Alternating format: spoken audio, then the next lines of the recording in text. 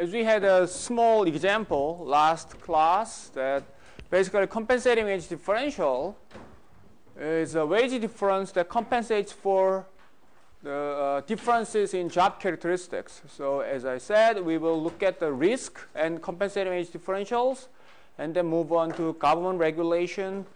Okay, there's another thing, but I will let you know later. And compensating wage differential in the other job characteristics, layoff risk, and employee benefits. Okay. Okay, so let's start with this example that we just briefly discussed last class. So worker's choice between a safe job and a risky job. So let's assume there are two kinds of jobs, safe and risky. Okay. Just for convenience, we just say the safe job as risk of injury, let's say probability of risk of injury is 0, and risky job, let's say risk of injury is 1. Okay, just think of two jobs. And we assume, which is actually important, workers know whether each job is safe or risky. Okay, so exactly that the worker knows what kind of job he or she is taking. Okay, risky one or safe one. Okay, sometimes people don't know whether it's actually whether it's actually safe or risky, but for the time being, we assume that there is no such case. Okay, and in this case, workers' utility depends on two things. One is wage, and the other is risk of injury. Okay, so obviously that people like higher wage. So marginal utility of wage is positive, but we assume the risk is a bad, meaning that higher risk, people do not like higher risk. Okay, they prefer lower risk to higher risk. So in this case, we have just two jobs. So given the same wage, the safe job is preferred to the risky job. Okay? And we define the compensating wage differential, or actually in our textbook, it also uses this term reservation price. Okay? Basically in our textbook, these two terms are pretty much the same. So compensating wage differential or reservation price, that the W, given W is just the wage difference that should be paid to make individuals to take the risky job rather than the safe job. Okay? So since people don't like risk, if they are paid the same wage, nobody would take a risky job. Okay? So to attract them to a risky job, okay, these people should be compensated by a higher wage. Okay? So the wage difference between the risky job and safe job that makes this person indifferent between taking a safe job and risky job, we define it as the reservation price or compensating wage differential. Okay? So that is the basic concept. Okay, if you look at this diagram, it's, you can easily see that, for example, like think of this individual.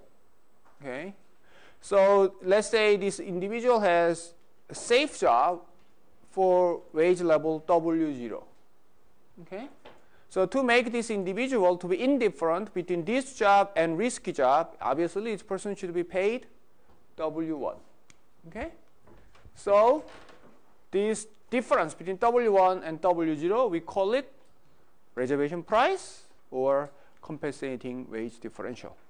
Okay, so if the person is offered the wage differential that is higher than the reservation price or equal to the reservation price, we assume or we say that this individual will take a risky job. For example, if this person is offered W1 2 prime, okay, then risky job and W1 2 prime gives a utility level U1, which is higher than U0. So this person would prefer this job to this job. Okay? Get that? So that is a okay. So as you can see, since the risk of injury is a bad, okay, our indifference curve has this slope, okay, upward sloping indifference curve, because this is a bad, okay, not a good. Okay. Now, obviously, that we can see here is that depending on how the indifference curve looks like, the individual's reservation price will be different. Okay? Some people may have higher reservation price. Some people may have lower reservation price, right? As the indifference curve gets steeper and steeper, this individual's reservation price will be higher or lower? Higher. Okay? So steeper indifference curve basically means that this individual is more risk averse, more averse to risk than the individual of a flatter indifference curve. Okay? So more averse to risk leads to the steeper indifference curves. Okay? So if we draw indifference curves of different individuals, steeper ones has stronger aversion to risk. Okay?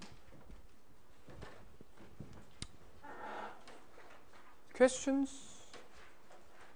Okay, it's a very simple structure. Okay, now let's think of a labor supply curve to a risky job. Okay, think of risky job market. So there is two job markets. One is safe job market, and the other one is risky job market. What we are thinking here is the market of the risky jobs. Okay, so think of the labor supply. How many people are willing to work in a risky job? Okay, obviously it depends on the wage differential. Okay, so if the wage differential is low, meaning that the risky job doesn't pay much above the safe job, then less and less people, fewer and fewer people are willing to work. Okay, so here we have delta W min. So this is the person who's least averse to the risk is willing to take the job if wage differential is delta W min. Okay? So this is for the person who's least risk averse. Okay? And as the wage differential goes up, then people have higher risk aversion is willing to take the risky job if it pays more than the reservation price. Okay? So obviously that wage differential, so this wage differential just means that wage in the risky job minus wage in the safe job. Okay? As this wage differential increases, the number of workers willing to work in risky job will increase. So in this case, the labor supply curve is upward sloping. Okay? How about the labor demand? Okay, think of firms' demand for risky jobs. So let's assume here is that firms may offer either a risky job or a safe job. Okay.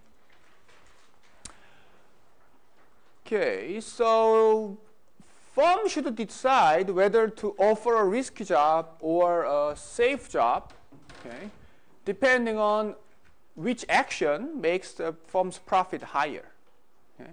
So think of a firm's profit. So I'll just change my slide slightly to match the textbook. Okay, here, according to the textbook, the safe job, so in this case, this is a safe job production function is, let's say, alpha 0 times E, and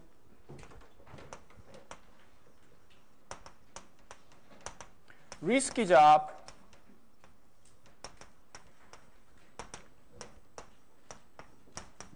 alpha 1 times E. Okay? So this is how the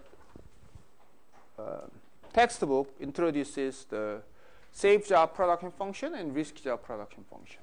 Okay? Here we assume, or most likely, alpha 1 is greater than alpha 0. Why? Because the firm, to make workplace safer, they have to use their resources for safety measures. Okay? For example, probably they have to invest more in safety gears or like machines, or they have to spend money on making the workplace safe. Okay? So you can think of that way. So then some of the resources that is used to make these workers more productive is used to make workplace safer. Okay? So for each worker, the productivity falls from alpha 1 to alpha 0. Okay? So this is like a safer machine that is likely to be less productive. This is a risky one, more productive. Okay? So the firm should pay the cost for the safety. So we can say that alpha 1 minus alpha 0 is the cost of safety measures. Okay? So some of the resources are used for safety measures. So that's why there is a difference between alpha 1 and alpha 0. So alpha 1 is greater than alpha 0. And this difference, theta, we call it the cost of safety measures. Okay? So from time to time, you hear news that some accidents happens in workplaces, right? Generally, it happens because they do not, spend money or effort on making the workplace safer. Okay, either two reasons, I think. One is that because it costs more money to make workplace safer, or it generally slows down the production, right? They have to, take more care or take more time to do production activities. So that means generally that alpha 0 must be lower than alpha 1. Okay, so that difference is that difference is caused by the safety measures. Okay?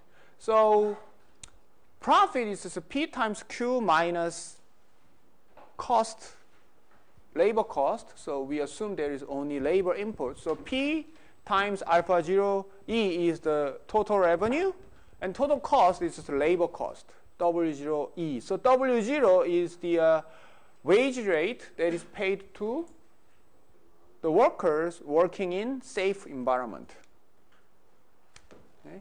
For the risky job, we have this basically same thing. P times alpha 1 times E, that's total revenue, minus W1 E is just the W1 is the wage rate to the workers in the risky environment.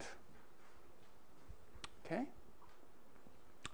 So the firm will offer either safe job or risky job depending on which profit is higher. Okay. So if you go this way, so a safe working environment will be offered if this one is greater than this one. So for example, P alpha 0 E minus W1 E W0.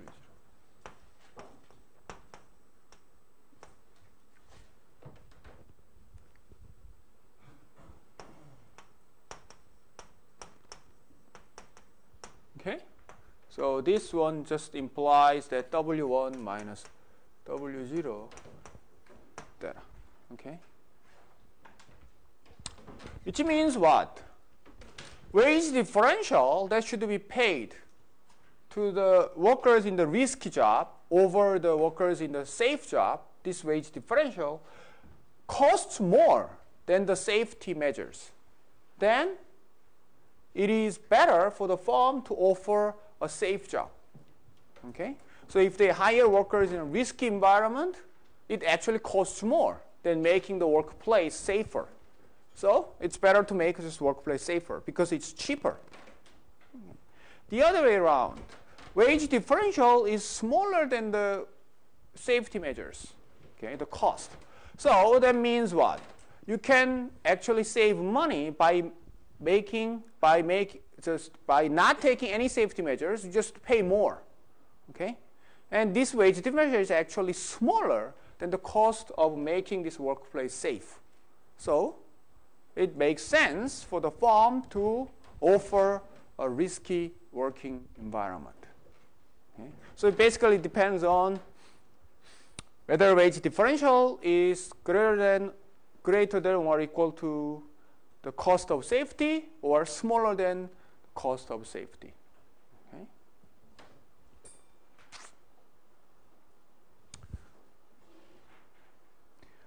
Okay, and then one thing that we want to say, the cost of safety measures, theta, will be different, generally different from company to company, firms to firms, depending on what kind of, for example, industry they are working in. Okay, so some jobs, some industry is very risky, inherently very risky. For example, like one of the industries, one of the jobs that has the highest industrial accident is shipbuilding. Shipbuilding is very risky job. Okay, ships are tall, right? So people fall, people often fall from, their work platform. So that can be quite fatal. So shipbuilding is one of the most risky industry you can work in. Okay?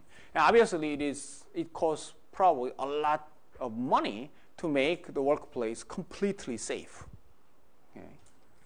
So, for example, if you're in shipbuilding industry, the theta is likely to be very, very high. Okay? Well, let's say if you run a university, probably theta is pretty low, I guess. Okay? So that is the difference. Questions?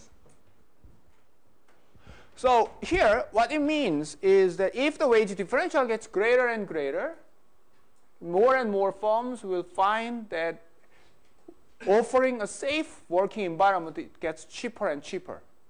Okay? Comparing to the safety measures, okay, as the wage differential goes up and up and up, then just offering safe job environment makes more sense than paying the higher wage differential. So that means as the wage differential increases, labor demand in the risky job market will be smaller and smaller. Okay?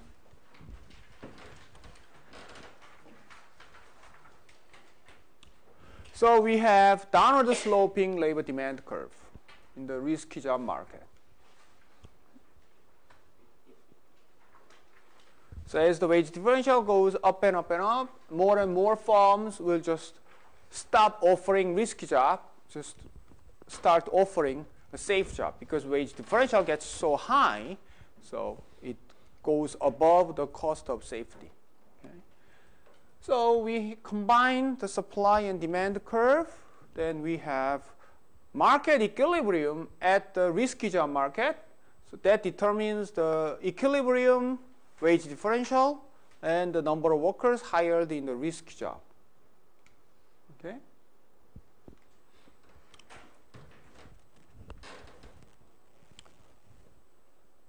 So we can actually see that depending on how the supply and demand shifts up or down, this wage differential may go up and may go down. Okay? It's not different from any labor market equilibrium case, but we just have a wage differential instead of wage here.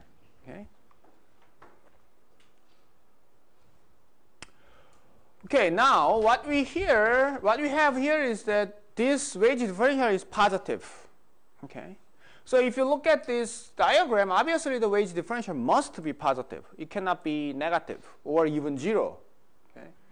But there are cases where this wage differential is not positive, but negative.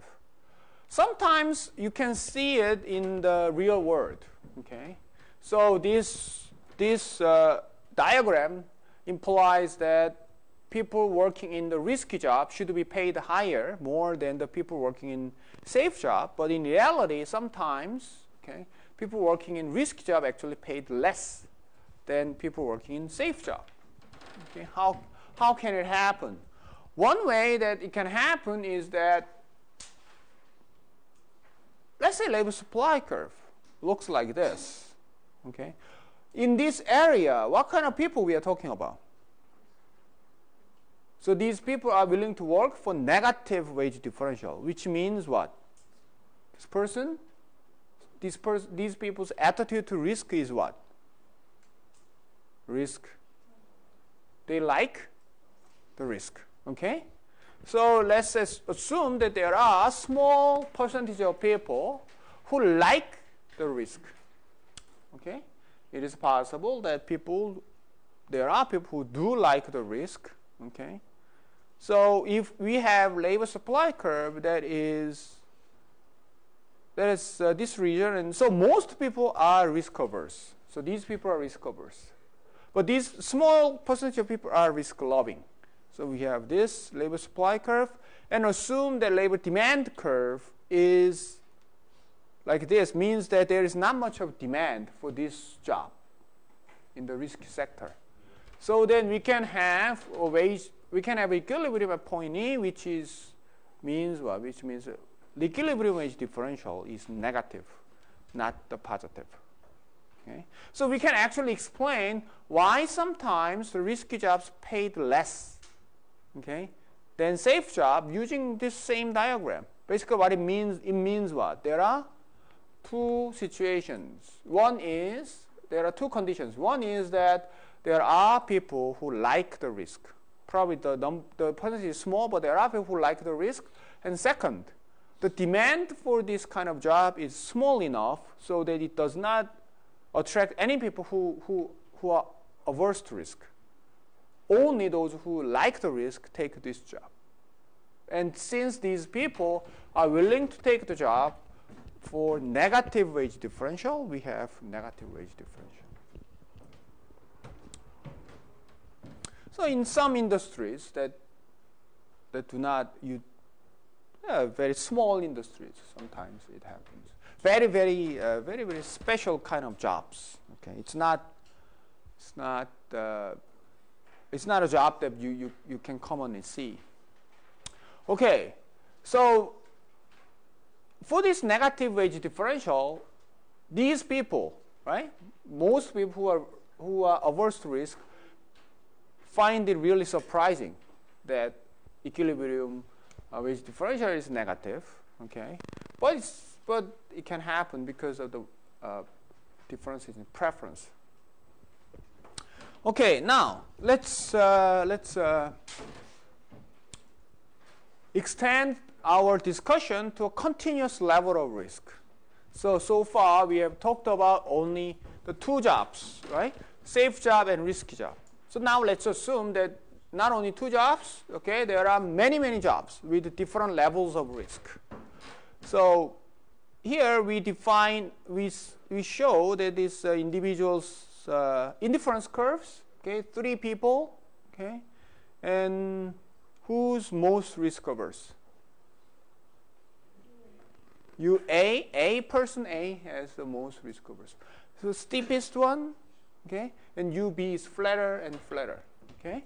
So this is most risk averse, and then less and less, okay. Now, how about the firm side? So this is a worker side. Think of firm side. Okay, for the firm side, what do you think is the isoprofit curves? Okay, so in this case, the firms offer a package of wage and the level of risk. Okay, so this package will cost different level of money to the firms. So isoprofit curve just means that equal profit. So these isoprofit curves connects the combinations of wage and the level of risk that offer the same level of profit. Okay, so let me show you this. So for example, this is isoprofit curve, okay, which means P, Q, R, these 3 points, or these 3 combinations, wage and level of risk, have the same level of profit to the firm. Okay. So as you can see, one thing is that this is upward sloping, which means when they reduce the level of risk for the firm, okay, so let's say moving from P to Q, so they reduce the level of risk. That costs money, right? So probably they buy new safety boots or helmets or whatever, okay, for their employees. So it costs money. So to be on the same profit, they should save on the wage. Okay? So that means that's why this P and Q and R should be on upward sloping curve. Okay? So it just basically means that when you reduce the level of risk, they have to reduce the level of wage to be on the same profit. Okay. Second, if you look at this diagram, this has a, what do I say? Concave. Okay, so this is concave. That means what? When you move from P to Q and Q to R, let's say that P to Q decreases probability of injury by, let's say, 10%. Q to R by same 10%. Okay? But starting point is different. So at point P, level of probability of injury is pretty high. So you reduce, let's say, from 80% to 70%. So it costs money. And then it is likely that it wouldn't cost that much money. Okay, for example, they can buy a new helmets or buy a new gloves, or think of construction sites. Okay, so it can be made more safe. Okay, for not much of a cost. So when they move from P to Q, they have to reduce the wage, but not by much. But let's say from Q to R, let's say 70% to 60%. Okay? Cheaper measures has been already done. So what they need is now they have to do some more expensive ones. Okay? Probably they have to install some type of elevators or something that costs more money. So Q to R is more costly, so they have to reduce the wage further. Okay? So if you think about it, as the workplace gets safer and safer, it costs more money to make it even safer. Okay? So that's why it's concave. Okay? And pi 0 and pi 1, which one has the higher profit? Pi 0, pi 1. It should be pi 1, right? Okay, because for the same level of risk, so cost of safety is the same. So to be on the higher profit, they have to pay the lower wage. So pi 1 is greater than pi 0. Okay. Okay, the last thing, firms that should pay higher cost. I think I have this one. Okay, here. So there are two firms, A and B. Okay, whose cost of safety is higher? A or B? Must be A, right? Because when they reduce the risk level from row 0 to row 1, both firms, okay? And so firm A should reduce the wage up to this level and A up to this level, okay? So the firm that finds the cost of safety higher should reduce the wage further than the other firm, so that must be A. Okay? So steeper isoprofit curves means higher cost of safety. Okay? So these isoprofit curves have these 4 properties.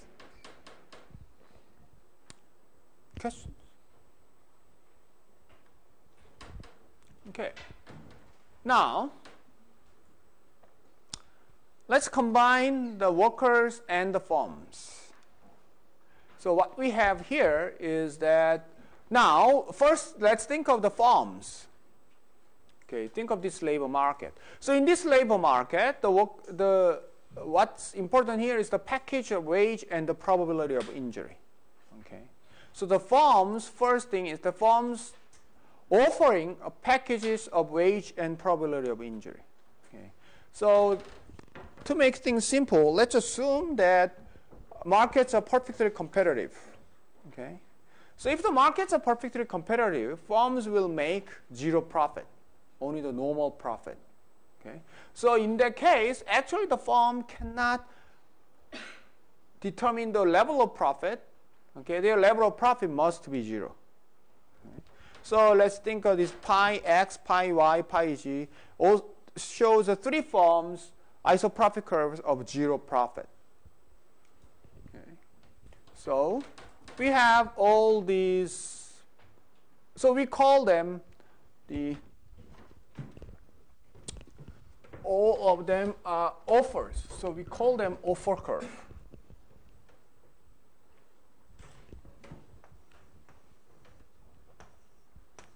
It's like 3 firms.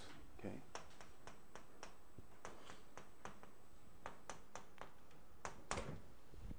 All zero profit. So these are the offers.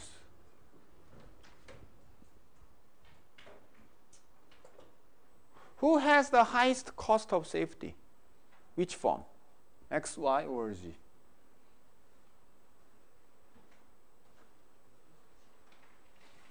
Which firm has the highest cost of safety? X, Y, Z. Which one has the steepest isoprofit curve?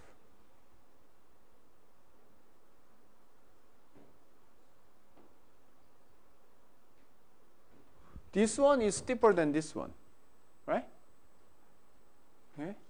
And this one is steeper than this one. So this one has the steepest isoprofit curves, and this one has the flattest isoprofit curves.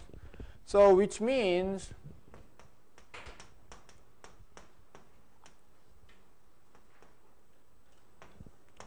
increases this way. Okay? So given these packages that workers can choose from, the workers will maximize utility, okay, by taking a package. So we have 3 individuals, okay? And you can see that these individuals, each individual is making, is maximizing his or her own utility by taking these 3 points. Okay? So, for example, for the person A, okay? So this is the best case. Okay? So as you can see, if the firm, this individual may get this, right? But it's not utility maximizing. Utility maximizing choice is PA. Now let's take a look at these 2 points. These points, wage is low, risk of injury is low. These points, actually wage is higher. Okay, but this individual doesn't like this point because the risk of injury is too high. Okay, so this individual is rather take low risk, low wage than high risk, high wage. Okay? And person B, now you can see that medium risk, medium wage. Okay? And person C, high risk, high wage. Okay? Now, compare A, B, and C. Who's most risk averse? Who has the steepest indifference curve? It should be person A. Okay?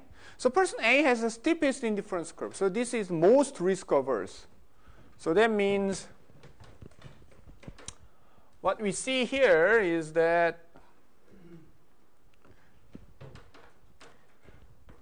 if you follow the points that is decided, okay, by the workers, you will find that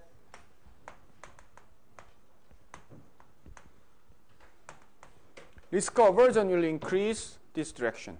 Okay, so person who takes this job is more risk averse. Person who takes this job, and person who takes this job is more risk averse than person who takes this job. Okay, so in this case, we can see that, okay, this is what I'm talking about. In this case, we can see these points is this job is offered by the firm who has low cost of safety, okay, and taken by the firm, the individual who's more risk averse. Okay, so the firm is willing to offer a job that is very safe because making it safe is cheap. And the firm and the individual is willing to take the safe job because this person is very risk averse. Okay. In trade-off, this individual should take low wage. Okay. And then if you move to this direction, let's say this job. Okay. This very high risk job is offered by the firm whose cost of safety is very high. Okay. But this job is willingly taken by an individual who's least risk averse. Okay. So this individual is taking a high risk job, but in return, this individual gets high wage. Okay. So as you can see that each point shows the individuals or the firms of different characteristics. Okay. So you can say that, this is high wage, low wage and high wage is offered because the job is risky. Then who takes this risky job? The individual who's not that risk averse. Who offers this job? The firm that finds the safe environment is very costly. Okay. So let's say you're a shipbuilding industry. It's very difficult to offer a job like this. So if you're a shipbuilding company, you offer a high risk job. Okay. In return, you should offer a high wage. And this job will be taken by individual who's not that risk averse. Okay. And if your cost of safety is pretty low, okay, then you can offer a very safe job because it's cheap to do it. Okay. And then in return, you can just offer a very low wage to the individual, to the workers. And this job will be taken by the individuals who's very risk averse. Okay. So as you can see that in this model, okay, so each point actually gives a different choices of different firms and different workers of different characteristics. So there is a match here. Okay. So it's not just random match. Okay, it's not random. So when we think of, for example, like the standard labor market equilibrium model, it's basically it's more like a random match. It doesn't matter who takes what job. Okay, we didn't care about who takes what kind of job. But in this case, it matters. The match matters. Okay, what kind of jobs are taken by what kind of people. Okay. So you will see in this case, like people will be quite different between jobs and jobs. Okay, so this is what I just said, who dislike the risk. Okay, and then we connect the points taken by, you connect the points that are determined at in this environment, the choices of firms and workers. Then we just connect them. We will have this upward sloping curve, or in this case line, and we call this curve hedonic wage function. Okay? So basically this one summarizes the equilibrium relationship between the wage and the job characteristics. Okay? So in this case, the job characteristic is the risk of injury, probability of injury. And this is upward sloping. Okay?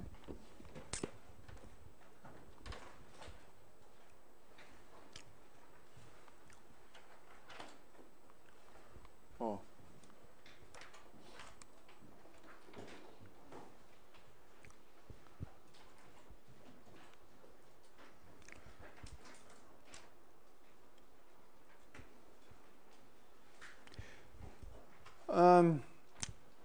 There is one thing about hedonic wage function is that if you look at this point is basically slope of the indifference curve.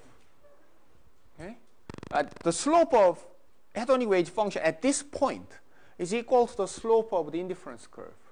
This is the slope of the indifference curve here is actually the reservation price. Okay? Which means what? To make this individual to take more risky job. Okay? and to be on the same indifference curve, to keep the same utility level, the wage should be paid higher. Okay? So that basically measures the reservation price. Okay? So steeper indifference curve means higher reservation price.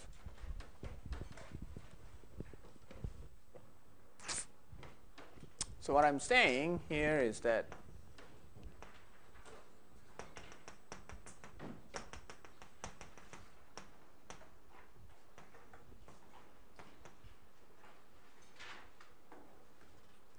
okay, let's make it 1.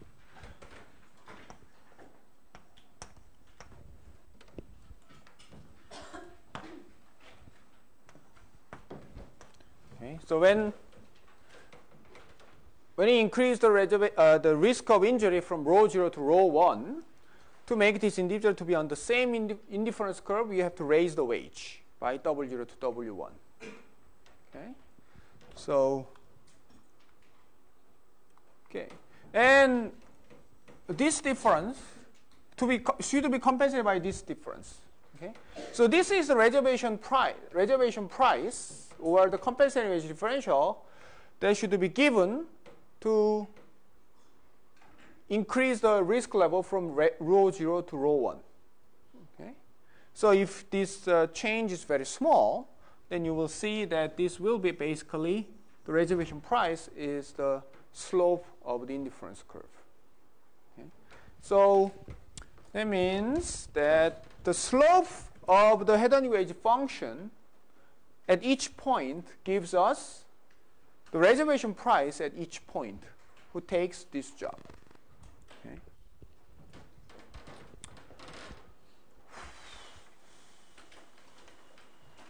Okay. So I just added this one, this slide, because this is interesting. Statistical value of life. So if you look at the textbook, we have textbook 216 to 217. We have the discussion from 215 to 217. We have the discussion of the value of life.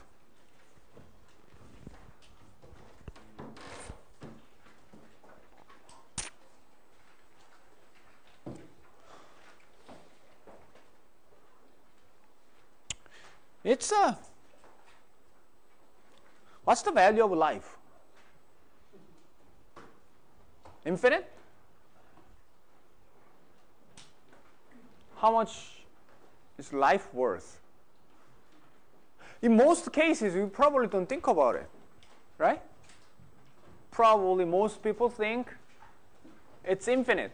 Probably they will answer, say, it's infinite. You cannot, it's priceless. It's like a MasterCard or Visa card. You have never seen that ad. Okay. Have you seen it? Huh? Yeah. Eh? Is it priceless? It's priceless, right? That's what they say. Or it's MasterCard or Visa card. Anyway, so a lot of people say it's priceless. Okay? That means the value is infinite. But in reality, we have the value of life. How?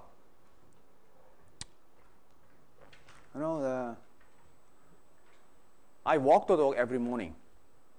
I have a dog, and I walk my dog every morning. Okay? And when I walk my dog, and I see people, what they are doing, okay, I see what I'm doing. Okay, people do jaywalk, so I do jaywalk sometimes. Okay, jaywalk involves a certain risk of losing life. Okay, but by jaywalking, okay, they can save probably 2 minutes, 3 minutes, 5 minutes. Okay, they are willing to exchange their life. Jaywalking means crossing a road on a red light. Okay, that's jaywalking. jaywalk. Okay. So if you do it, it involves a risk to your life. Okay. Probably it increases the level of dying probably by 0.001%. And it saves you 5 minutes, 3 minutes, who knows. So you're willing to exchange it. Okay? So people do make decisions, these life-ending decisions. Okay? Potentially life-ending decisions.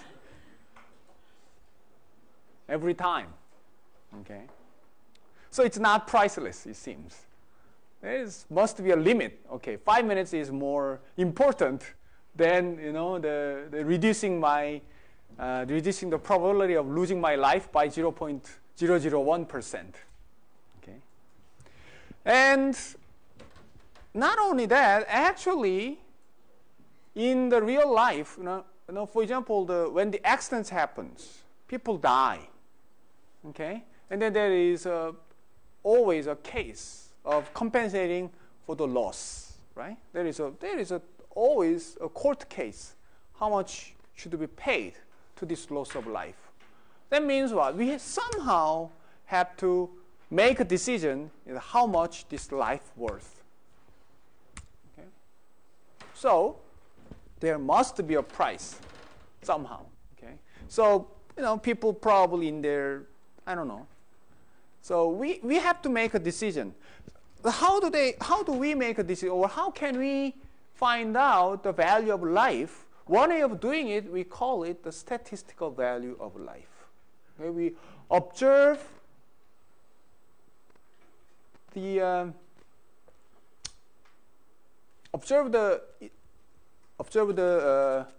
individual's choices, and using those choices, we can somehow figure out what's the value of life. So this is a way of doing it is, for example, let's take a look at the textbook 216, page 216. There is a table.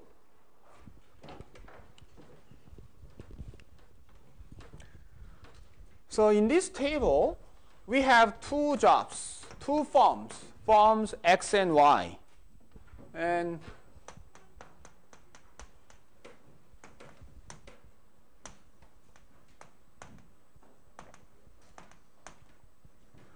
says that there is a probability of fatal injury.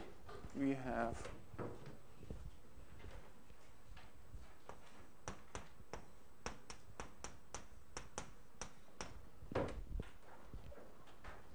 so at firm X, the probability of having a fatal injury, fatal means life ending. Okay, if you have this injury, you will die. Okay, that means that's what fatal means. So rho X, there is a probability of fatal injury rho X. For Y, it's slightly higher, 0.001. Okay, and there is a wage. Okay, for example, there is a X firm pays WX, but let's say WX plus this is textbook example, $7,600 more. This means that for an individual, the choice of working for firm X or working for firm Y. Okay? And these individuals in firm Y make a decision to take a job at firm Y that has higher probability of injury, fatal injury, but pays $7,600 more. Okay? Which means these individuals are willing to trade off $7,600 for this higher risk. Okay? So, what is the value of life attached to this decision?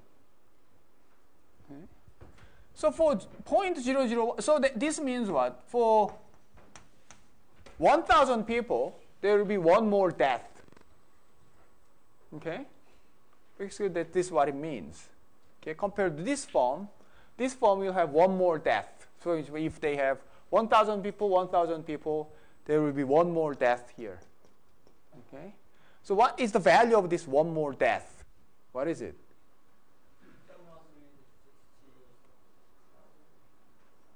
7,600 times for one person, $7,600 more, right? For 1,000 person, it should be 7.6 million. Okay?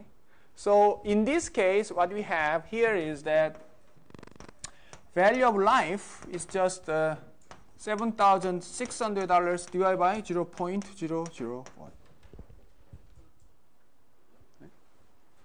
So this is 7.6 million.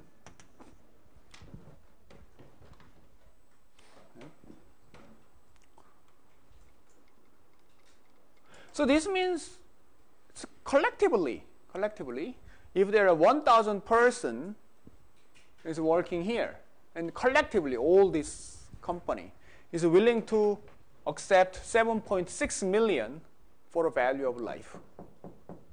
Okay. So this is basically a general way of calculating the value of life, okay, like this. So Wx is annual earnings in form X, Wy annual earnings in form Y, the probability of fatal injury, rho X and rho Y. And if Y is risky one and X is safer one, then rho Y and rho X, rho Y is greater than rho X, then Wy should be greater than Wx. So difference divided by the difference in the probability gives you the statistical value of life. Okay. So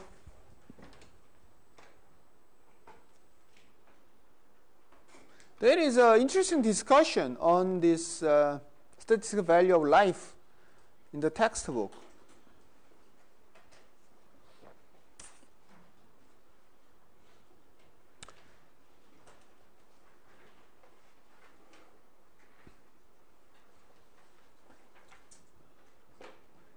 So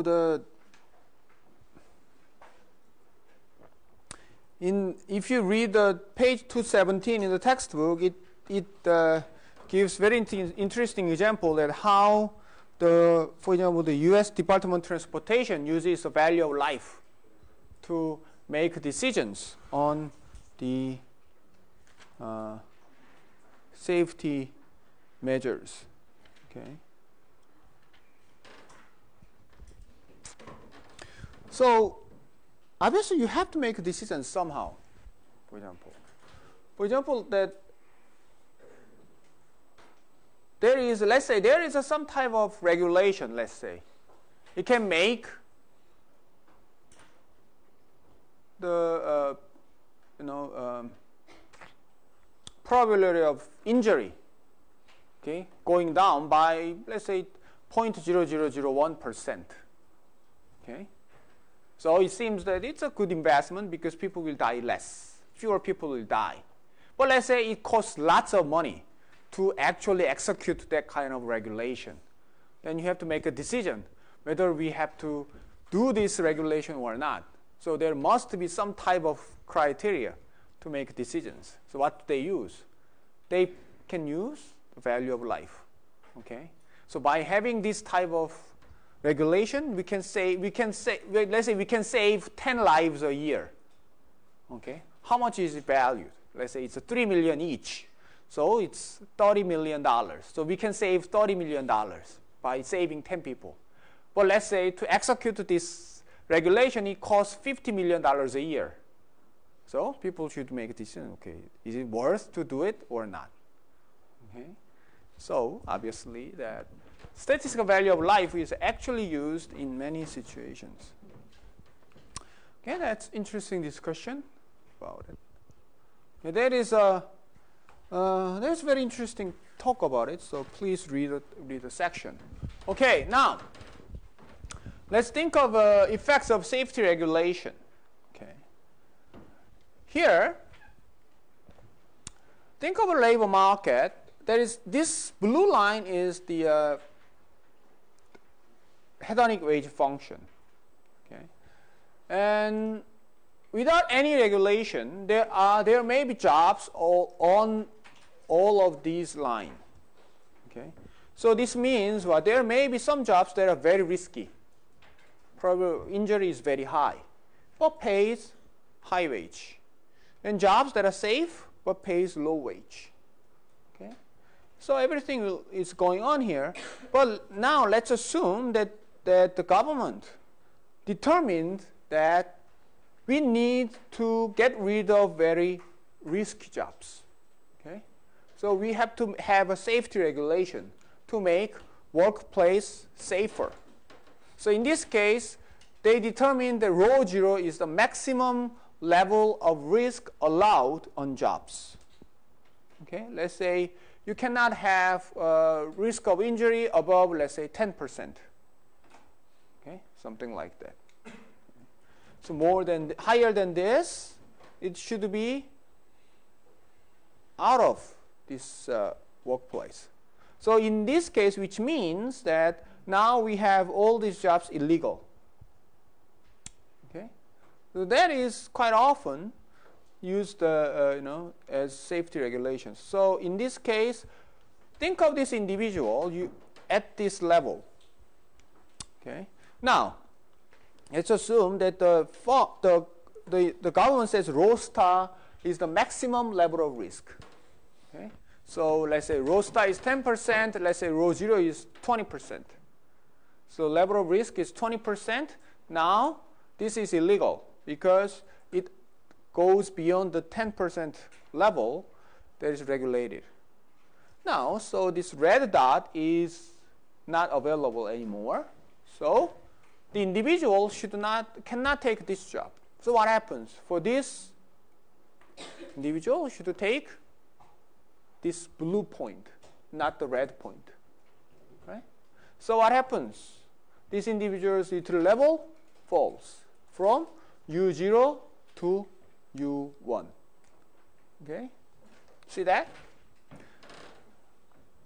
Obviously, if the market is perfectly functioning, okay, then each individual was maximizing his or her own utility by taking these combinations.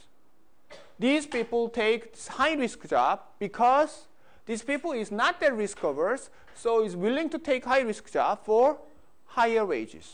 That's the best choice. Now, because of the regulation, the individual cannot take this job. Have to take this job, lower risk level, with lower wage. Okay, lower risk is fine. But this individual did not like this job because it paid too little. So this was not his or her own choice. Now it's forced to take it. Obviously, the utility level is lower. Okay. So that's what happens to individuals. How about the firms? This firm was making profit pi 0 at red point. Now this firm should take blue one, okay, because red one is not available. So you can offer the blue one, and the profit falls from pi 0 to pi 1. Okay? So the firm's profit will fall, and individual will be worse off. Okay? So this is what happens if the market is perfectly functioning. Okay, perfectly functioning basically means that the individual should know exactly what kind of job he or she is taking. Okay? So if they don't know whether this job is risky or safe, then this doesn't make any sense. If the individual does not know the actual level of risk, then we can have different conclusion. Let's assume that W0 and rho 0, and this is the individual. So think of an individual who takes this job, and this is the utility level U0. Okay? This individual is not actually maximizing utility because this individual does not know the actual level of risk. Okay? Let's assume this individual is thinking that this job level of risk is not rho 0 but rho p. So under underestimating the level of risk. Okay, so actual probability of injury is, let's say, 50%, but the individual think it's only 40%. So overly optimistic. Okay, so this individual's perceived utility is UP. Okay, but actual one must be U0. Okay? So this is not well-functioning labor market. This is an information problem. And then what happens? Let's say let's introduce safety regulation like ROSTA. Okay? And the individual now have to take the blue one, so U1. So in this case, this individual will have row star level of risk and W star wages, and actually it's better off than the previous one. Okay? So it's below the perceived one, but it's actually higher than the actual one. So as you can see that there are differences in the first case and second case. In the first case, if the market is perfectly functioning, introduction of safety regulations will make workers worse off. Okay? So workers will be unhappy. But in the second case, if the workers were underestimating their risk, or overly optimistic about the risk on the job, these workers may get better off because of the safety regulations. So in summary, safety regulations imposed on perfect market reduce the workers' utility. And however, the workers who are misinformed and underestimate the risk on the job may benefit from safety regulations. Okay? So if it's perfectly functioning, okay, this regulation is not efficient. Okay? But if not perfectly functioning, the regulation make situations actually more efficient.